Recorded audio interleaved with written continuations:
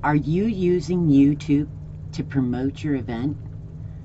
Let's look at some great ways you can utilize YouTube when it comes to planning your event.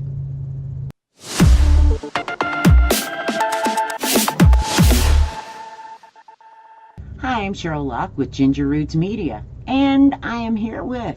Hi guys, I'm Lany Sullivan with Events by Lany. Alright, this is her favorite topic, YouTube, so she might get a little ranty here and there. But let's start with, we're going to use YouTube for our events. Where do we start? Well, the first thing is, once you've got your event name, you've figured out a few things, you're going to need to start promoting it, and YouTube is great for this. I know everybody's going to tell you, oh, Facebook video. You know what? It has its place. YouTube is searchable. YouTube, you don't have to be logged in. YouTube is my favorite place in the world. But one of the things you're going to want to do once you get your event name is to get a branded YouTube channel. This is not, Lany Sullivan is not going to use her personal channel with all of her little stuff on it. No. For an event. Absolutely not. You want a branded channel. I don't care if this is your first event and you've got it's small. Start building that now. And optimization. You're going to want to optimize this channel. So that's one reason you want to brand it. You also, whenever you go into branding it, you can include managers. So that way you don't have to do all this on your own, because you're going to have a lot to do. And you can have a Sheryl Loch, like I do. Well, and that's the thing is, are you going to be able to do all this? Are you going to be able to edit and upload and optimize? And probably not. So you don't want them in your personal channel. You want a branded channel, get your managers in, optimize it for your event. Again, I want to point something out, and we discussed this in the Facebook page and the hashtags. When you get your YouTube channel and you're setting it up, we are not going to include the event date or area. In the name of it. Right. In the name of it, you are not going to. So it is not going to be your event name 2000 whatever for the year or Atlanta, because you want to build this over time, and you're going to use it before the event, during the event, and after the event to build for next year. So, and you're going to use it next year and the year after and the year after if you're planning on doing annual events. Yeah, so let's think ahead. Let's not be so in a little close area that you want to promote this event. They're going to find it if you're promoting it properly. It doesn't need a year. And for a lot of events, they hold them in different places. So let's think about that before you include Atlanta or Las Vegas. And that leads into the promo video. Like, that's the promo video is where you can do the location based content rather than having it branded, right? So what else can we put into, well, why have a promo video, and what do we put into it? Your promo video, for one, you're going to put this on your homepage of your YouTube channel. This is going to be just like any other trailer for any other channel. If you want to start simple, you can make actual advertising videos, but if nothing else, you need a promo video quick. We don't want this long and drawn out. Watch what you're saying in it. You want to show some clips, build some interest, and this is going to go on your homepage in the trailer area.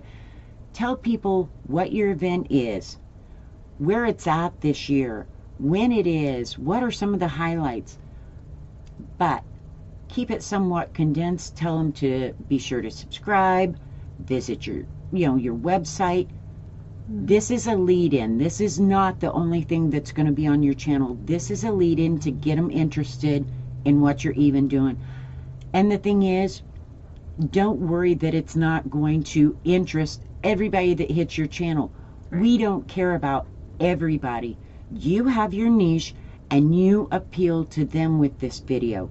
We're not worried about the plumbers in BFE, whether or not they like your video.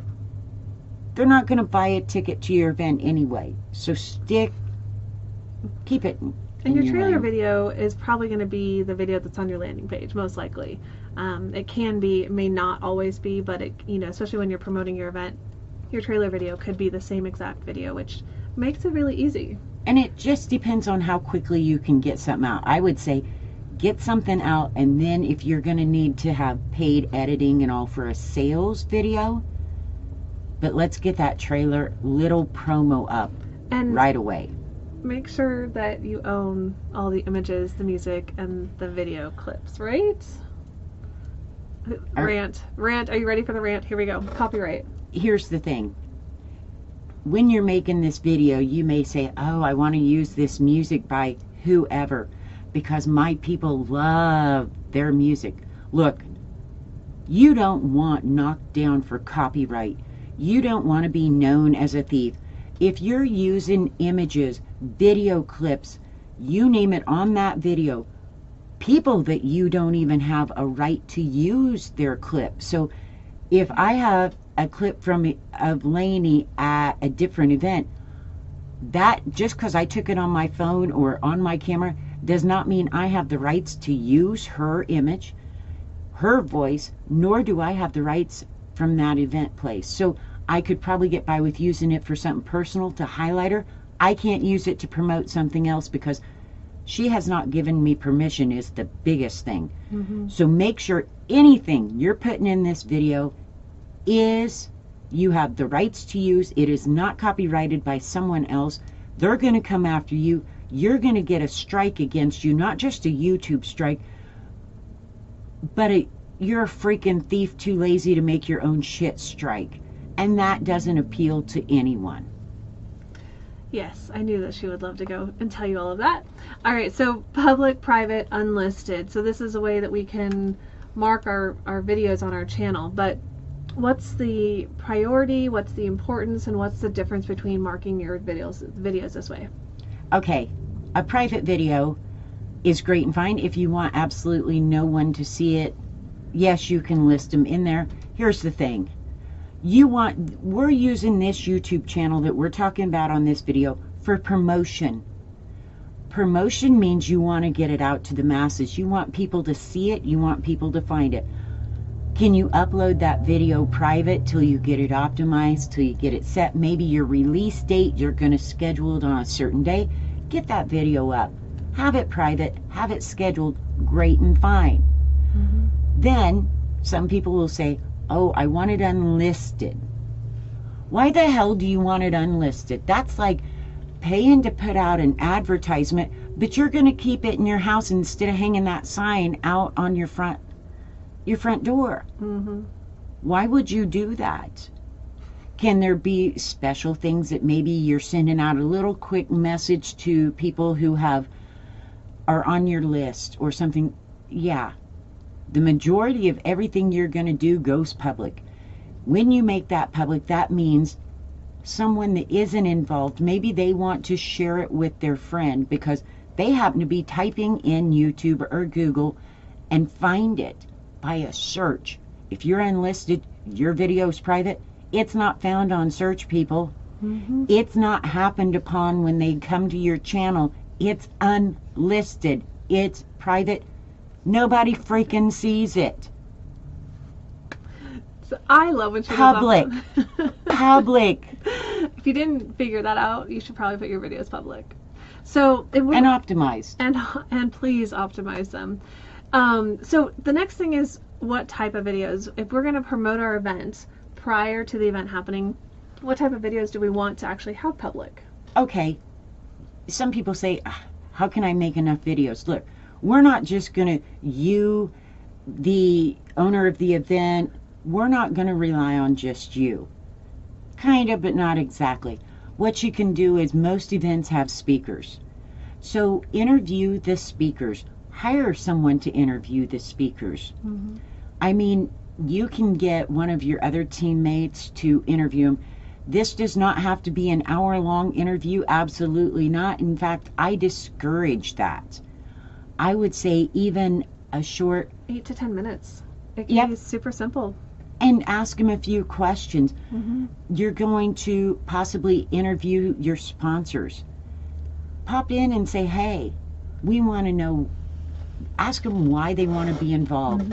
Ask them what they're going to bring to your event that people will want to see. You're promoting your speakers and your sponsors, which they love, which they'll share, which builds your channel, which builds your credibility. OMG. All that in one. Wow. So your speakers, your sponsor interviews, I mean, that's just simple stuff. You want to do this to build hype for not only your speakers and your sponsors, but your event as a whole. This also means that maybe I've never heard of one of your speakers, and now I'm getting a little bit of an insight into who they are. Maybe just because I haven't heard of them doesn't mean I wouldn't really want to go to their portion of your event. So we're building hype, we're sharing everybody, we're getting them to share us. You can show shots of your venues. If you happen to be local, go down, show, you know, video shots of where you're at, or the local things, the local things that if people are coming in, what attractions are they going to be able to see while they're there, so they're not coming in blind to your location that they may not be familiar with. Exactly. Why do we want to do these videos? What does it do to the promotion aspect of our event?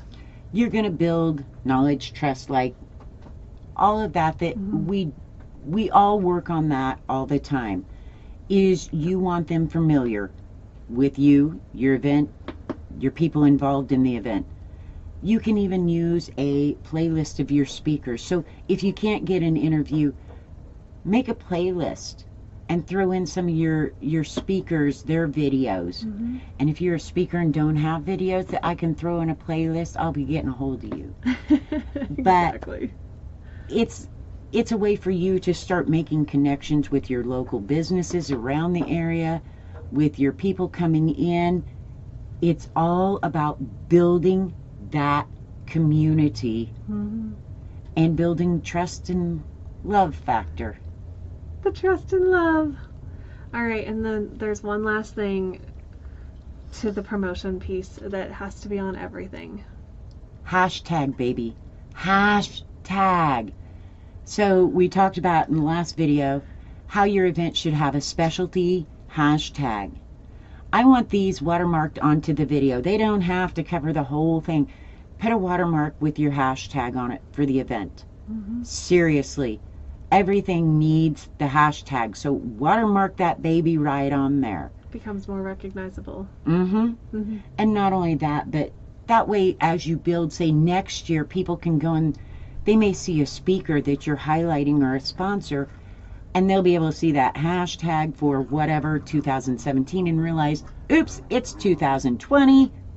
That's probably not who's going to speak this time. So hashtag freaking everything.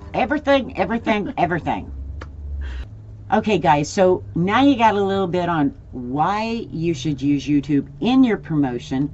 We're also going to cover using YouTube during your live event and how you're going to use YouTube post your event. Yes, post event. This doesn't end. No. Ever.